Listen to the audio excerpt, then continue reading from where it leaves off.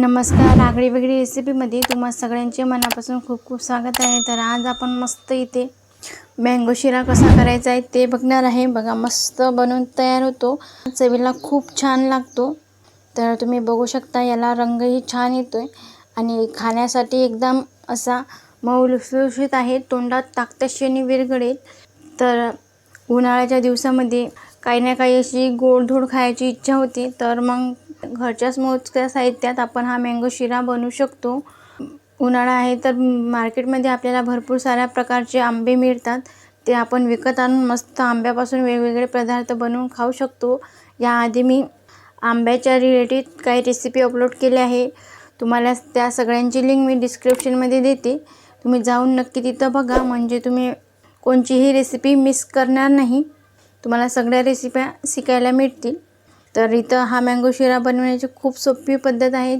मस्त रसरशीत दाणेदार टेक्स्चरवाला हा मऊ लुसलुशीत तुपातील शिरा बनवून तयार होतो. रेसिपी खूप सोपी आहे. त्यासाठी तुम्हाला व्हिडिओ शेवटपर्यंत बघावा लागेल. अजिबात कुठेही स्किप करू नका.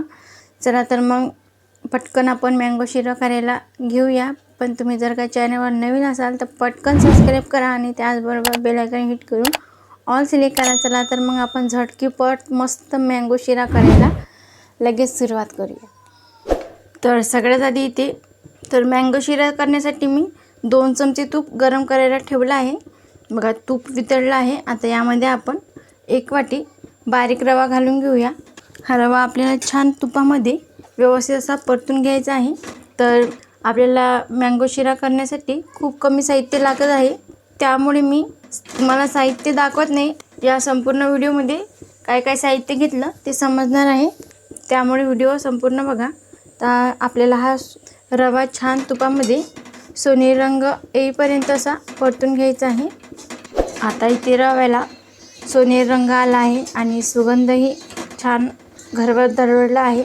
आता या स्टेजला आपण अर्धी वाटी साखर घालून घेऊया, जेणेकरून ही साखर रव्यासोबत खमंग अशी परतल्या जाते आणि आपला जो शिरा आहे तो अजिबात चिवट किंवा चिकट होत नाही. त्यामुळे यामध्ये साखर छान अशी परतून घ्यायची.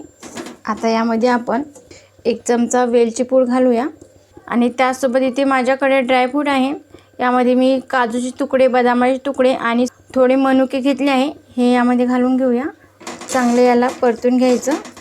गॅस एकदम मंद आचेवरच ठेवून घ्यायचं आपल्याला. बघा, इथे हे मिश्रण मी व्यवस्थित परतून घेतलं. आता यामध्ये आपल्याला 1 वाटी आंब्याचा पल्प घालायचा आहे. छान यामध्ये मिसळून घ्यायचा. आता हा आंब्याचा पल्प आपल्याला 3 ते 4 मिनटं व्यवस्थित या रव्यामध्ये परतून घ्यायचं आहे. बघा, इथे हे मिश्रण मी व्यवस्थित परतून घेतलं.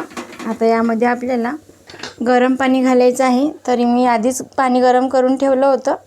इथं मी 1 ग्लास गरम पाणी करून घेतलं. आता हे पाणी आपल्याला रव्यामध्ये घालायचं आहे आणि हे मिश्रण व्यवस्थित असं परतून घ्यायचं आपल्याला.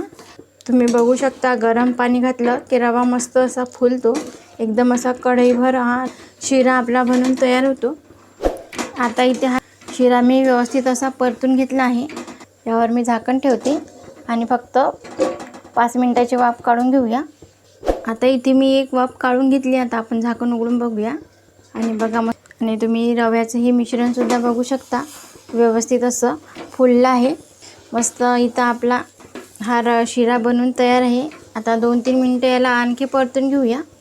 तर इथे मी 1 गच्च वाटी भरून रवा घेतला होता. तर त्याप्रमाणे तिथं खूप सारा असा शिरा तयार झाला आहे.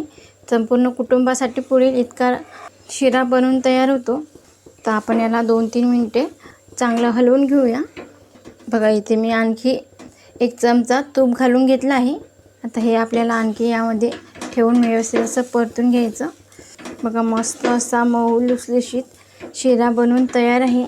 आता गॅस बंद करूया आणि बघा, मस्त तोंडात टाकताच क्षणी विरघळणारा असा मऊ लुसलुशीत शिरा बनवून तयार झाला. आता आपण गॅस बंद करूया आणि लगेच शिरा गरमागरम सर्व करून घेऊया.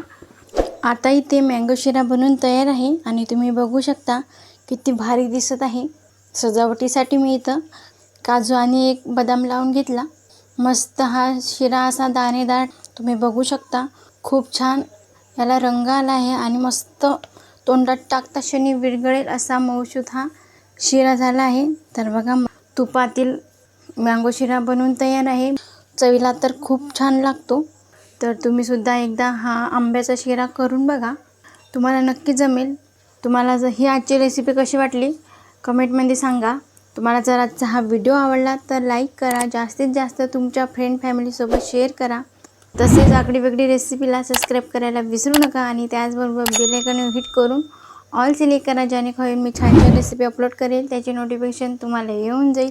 आज वेळात वेळ काढून तुम्ही ही संपूर्ण रेसिपी बघितल्याबद्दल तुम्हा सगळ्यांचे मनापासून खूप खूप धन्यवाद. अशी छान छान रेसिपी तुम्ही सुद्धा बनवून खात जा. भेटूया नेक्स्ट व्हिडिओमध्ये.